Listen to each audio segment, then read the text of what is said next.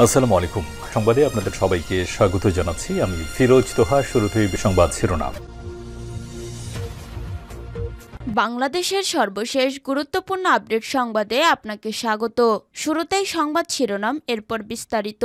শুরুতেই জানিয়ে দিব, কয়েদিদের সঙ্গে আওয়ামী লীগ নেতাদের সংঘর্ষ, অন্য কারাগারে স্থানান্তর। পাবনায় বৈষম্যবিরোধী ছাত্র আন্দোলনে হত্যা ও হামলা মামলায় গ্রেপ্তার হয়ে কারাগারে থাকা আওয়ামী লীগ নেতাদের বিরুদ্ধে অন্যান্য কয়েদিদের সঙ্গে বাকবিতণ্ডা ও হাতাহাতির অভিযোগ উঠেছে।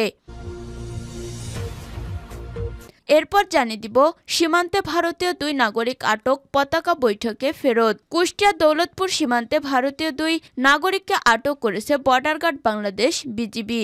অবৈধভাবে বাংলাদেশে প্রবেশ করার দায়ে তাদের আটক করা হয়। এদিকে হাসনাত আব্দুল্লাহকে তুলে নিয়ে যাচ্ছে প্রাইভেট বিশ্ববিদ্যালয়ের শিক্ষার্থীরা, দাবিটি মিথ্যা। জাতীয় নাগরিক পার্টির এনসিপি দক্ষিণাঞ্চলের মুখ্য সংগঠক হাসনাত আব্দুল্লাহকে তুলে নিয়ে যাচ্ছে প্রাইভেট বিশ্ববিদ্যালয়ের শিক্ষার্থীরা, এমন একটি ভিডিও সম্প্রতি সামাজিক যোগাযোগ মাধ্যমে ভাইরাল হয়েছে। আর এই ভাইরাল দাবিটি হচ্ছে মিথ্যা।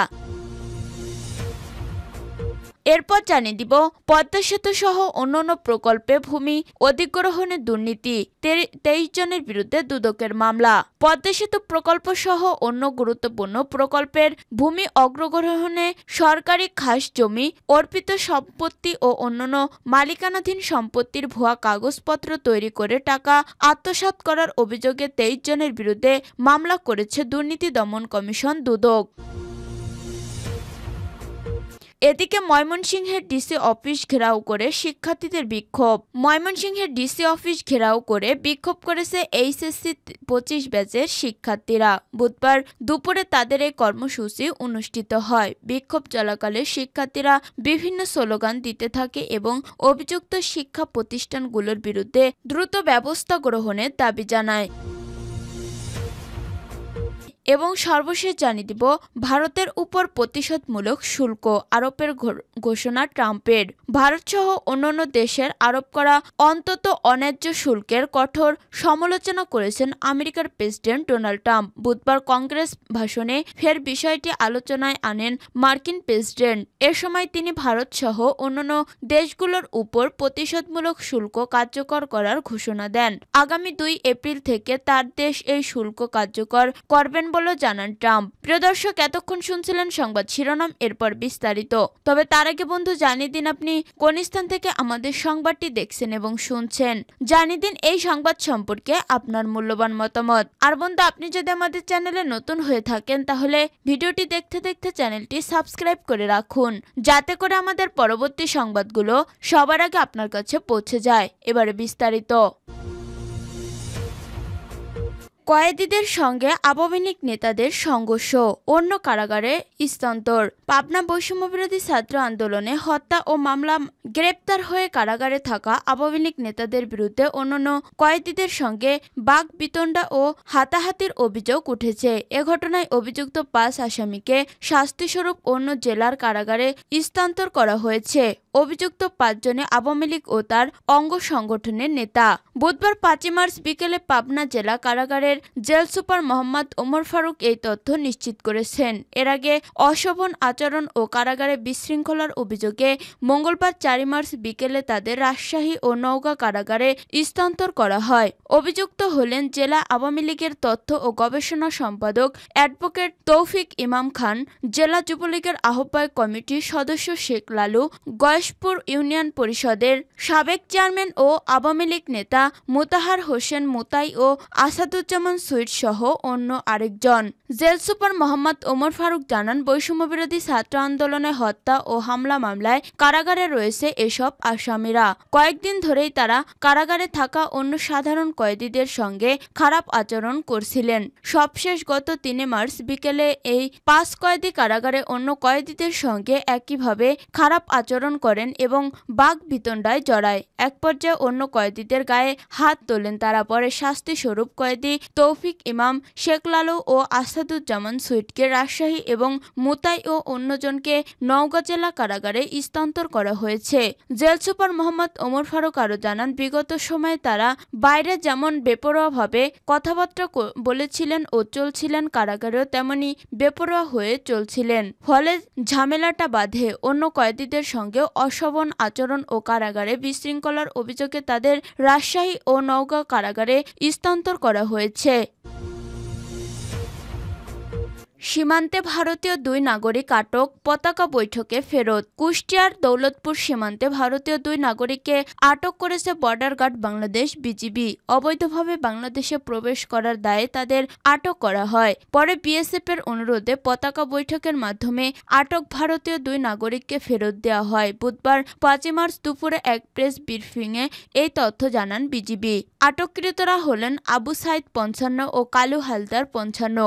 আটক ভারতীয়দের বাড়ি পশ্চিমবঙ্গের মুর্শিদাবাদ জেলার জলঙ্গি থানার বিশ্বাসপাড়া গ্রামে ও তারা ওই গ্রামের মৃত ইমাম বক্স ও মৃত শরৎ হালদারের ছেলে। বিজিবি সূত্র জানায়, মঙ্গলবার দুপুরের দিকে ভারতীয় 2 নাগরিক সীমান্তে পিলার 85 অথবা 13 সংলগ্ন এলাকা দিয়ে অবৈধভাবে বাংলাদেশে প্রবেশ করে।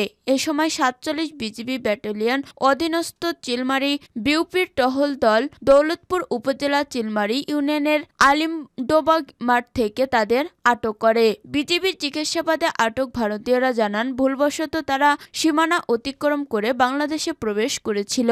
এদিকে বিজিবির হাতে ভারতীয় 2 নাগরিক আটকের খবর পেয়ে বিএসএফ তাদের ফেরত চেয়ে পত্র দেয়। পত্র পেয়ে একদিনে বিকেল 5:30টায় 85 থেকে 13 সীমান্ত পিলার সংলগ্ন নোম্যান্সল্যান্ডে পতাকা বৈঠক অনুষ্ঠিত হয়। পতাকা বৈঠকে বিজিবির পক্ষে নেতৃত্ব দেন 47 বিজিবি ব্যাটালিয়ন অধীনস্থ চর চিলমারি কোম্পানি কমান্ডার ও বিএসএফ এর পক্ষে নেতৃত্ব দেন 146 বিএসএফ ব্যাটালিয়ন চরভদ্রা কোম্পানির কমান্ডার। প্রায় পৌনে এক ঘন্টা পতাকা বৈঠক শেষে বিজিবির হাতে আটক ভারতীয় 2 নাগরিককে বিএসএফ এর কাছে হস্তান্তর করে বিজিবি।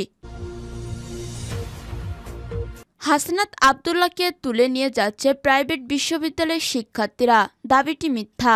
জাতীয় নাগরিক পার্টির এনসিপি দক্ষিণাঞ্চলের মুখ্য সংগঠক হাসনাত আব্দুল্লাহকে তুলে নিয়ে যাচ্ছে প্রাইভেট বিশ্ববিদ্যালয়ের শিক্ষার্থীরা, এমন একটি ভিডিও সম্প্রতি সামাজিক যোগাযোগ মাধ্যমে ভাইরাল হয়েছে।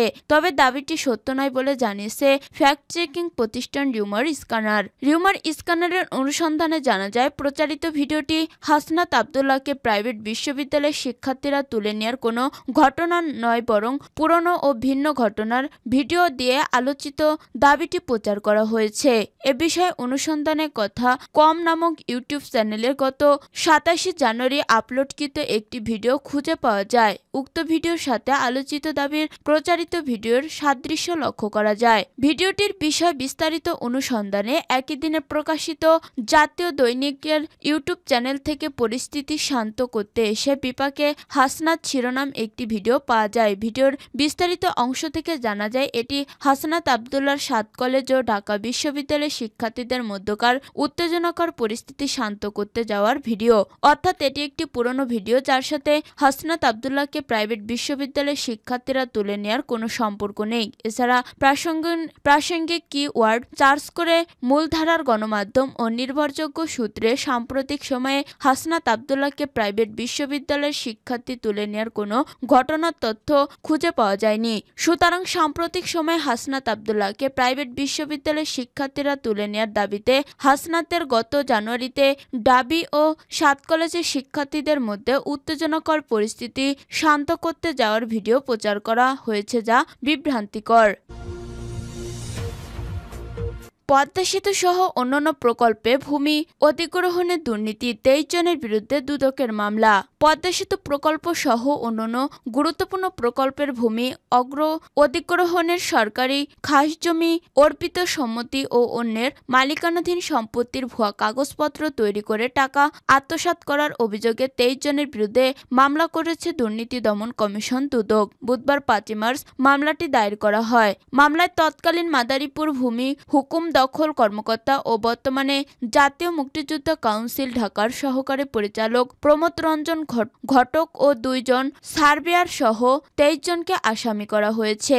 দুদকের মামলা সূত্র জানায়, পদ্মা বহুমুখী সেতু প্রকল্প সহ 5টি কোচের সরকারি খাস বিপি সম্পত্তি ও বিভিন্ন মালিকানা সম্পত্তির কাগজপত্র জালিয়াতির মাধ্যমে অধিগ্রহণের ক্ষতিপূরণ বিল তুলে নেয়। 23টি চেকের বিপরীতে 9,85,85,054 টাকা বিভিন্ন নামে তুলে নেয়। তৎকালীন প্রমোদ রঞ্জন ঘটক এই জালিয়াতির সঙ্গে সরাসরি জড়িত থাকার প্রমাণ পায় দুদক। এছাড়া একই সময় কর্মরত মোহাম্মদ রাসেল আহমেদ ও মোহাম্মদ নাসির উদ্দিন নামের 2 সার্ভেয়ার জড়িত ছিল। স্থানীয় একটি চক্রের সঙ্গে মিলে যায় 10 কোটি টাকার দুর্নীতি করেছে বলে প্রমাণ পেয়েছে দুদক। এ ব্যাপারে মাদারীপুর দুদকের উপপরিচালক মোহাম্মদ আতিকুর রহমান জানান, 2022 সালে আমরা এ ঘটনার বিষয়ে অনুসন্ধানের নির্দেশনা পাই। দীর্ঘদিন অনুসন্ধান করে এ ঘটনার তথ্য উপাত্ত সহ প্রমাণ সংগ্রহ করার পর এ বিষয়ে মামলা করার অনুমোদন পাই। 5 মার্চ বুধবার আমরা এই বিষয়টি মামলা হিসেবে রুজু করি। এখন আমরা আসামিদের আটক করার জন্য চেষ্টা করব। এ বিষয়ে দ্রুতই অভিযান শুরু করা হবে।